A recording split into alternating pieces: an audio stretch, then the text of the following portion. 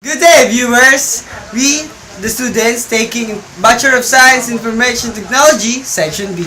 We'll discuss about the control structure repetition.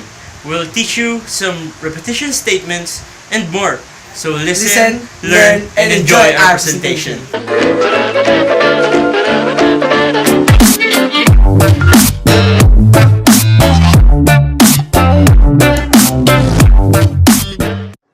What is control structures?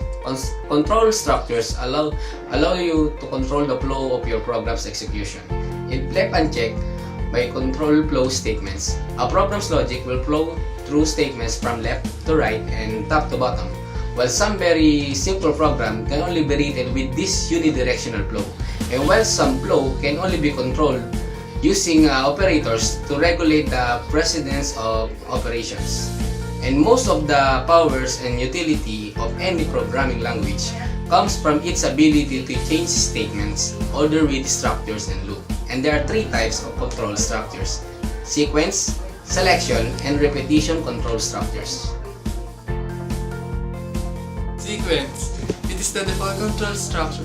Instructions are executed one after another in a predetermined order. The sequence can contain any number of actions, but no action can be skipped in the sequence.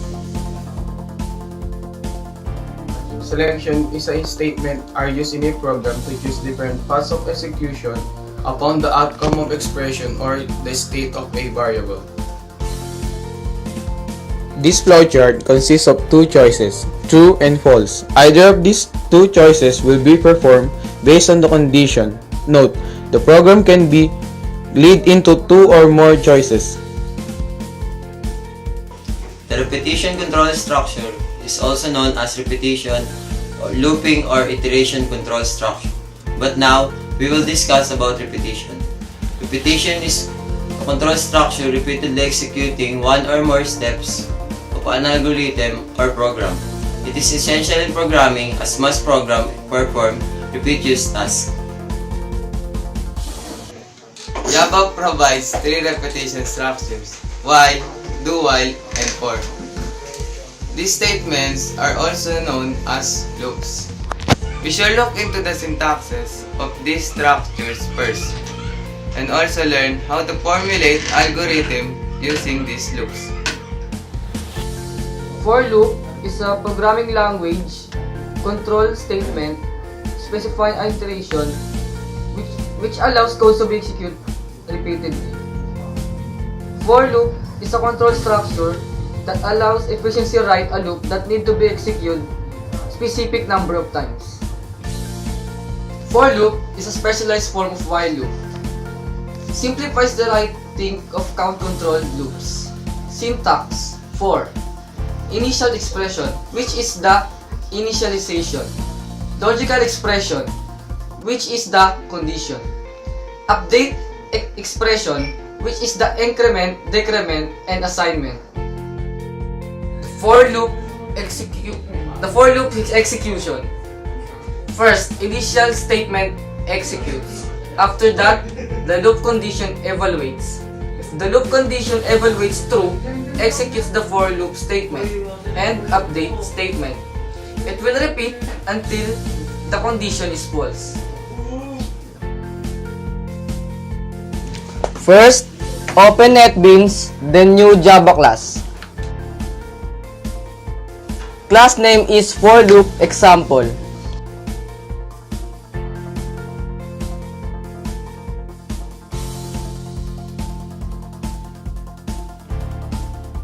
Then, enter public static void main string args.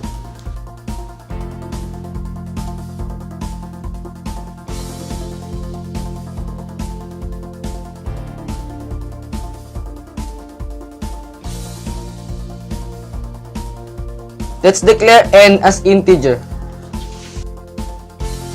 Then type for open parenthesis n is equals to 0 semicolon.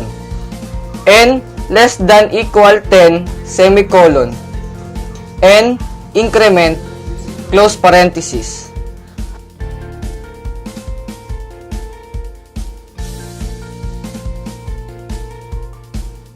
After that, system.out println statement. Don't forget curly bracket.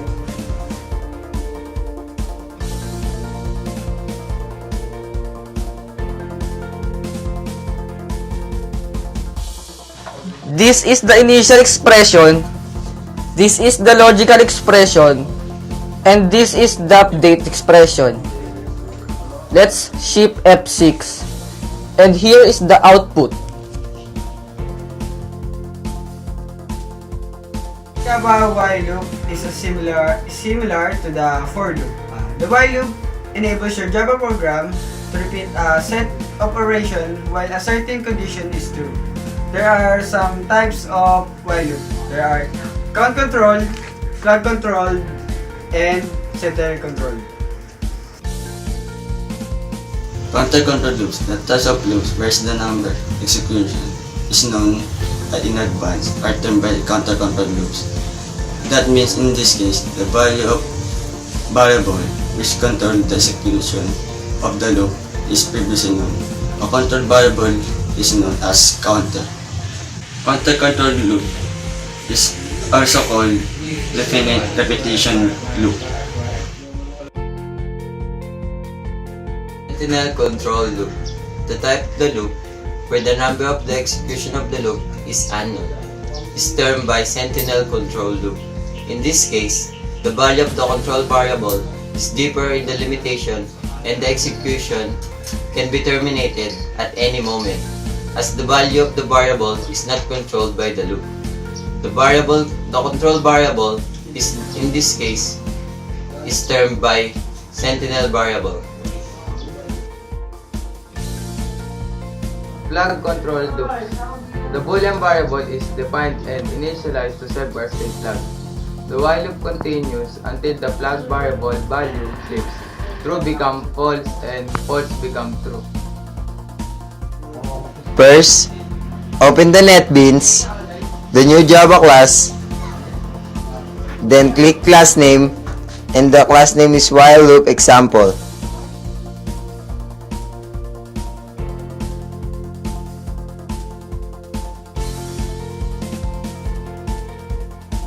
Then enter public static void main string args.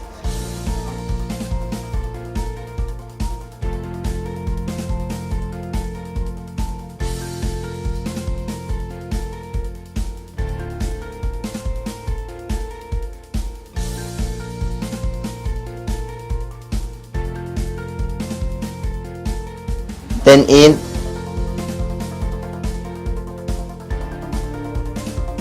and its initial expression,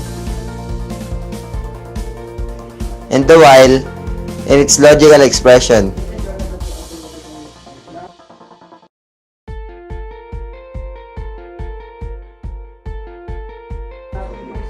Then statement system out dot println n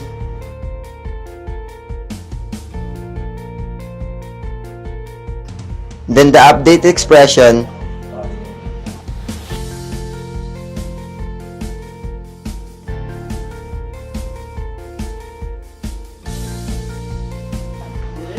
and run, and here's the output.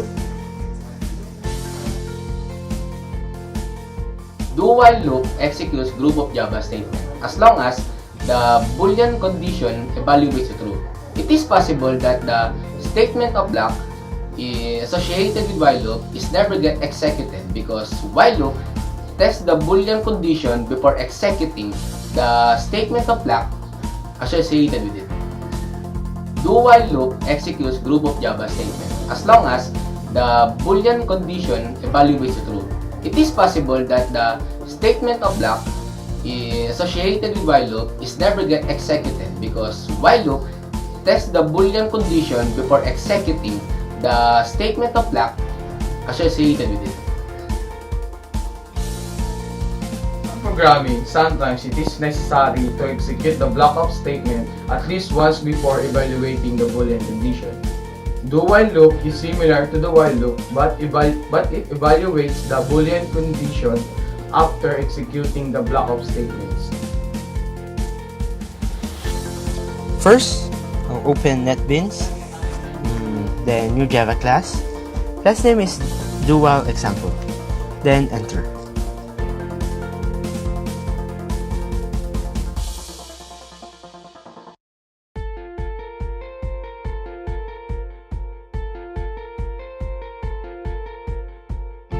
Public static void main string args.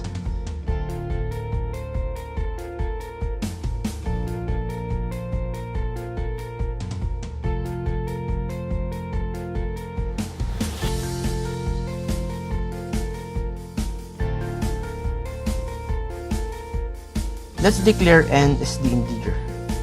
Here in do while, the initial expression is together with the declaration.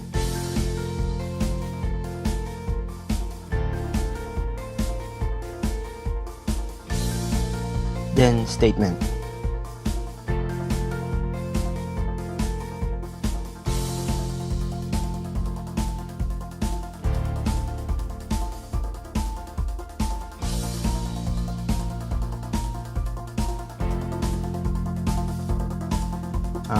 Then update expression. The logical expression is with the while.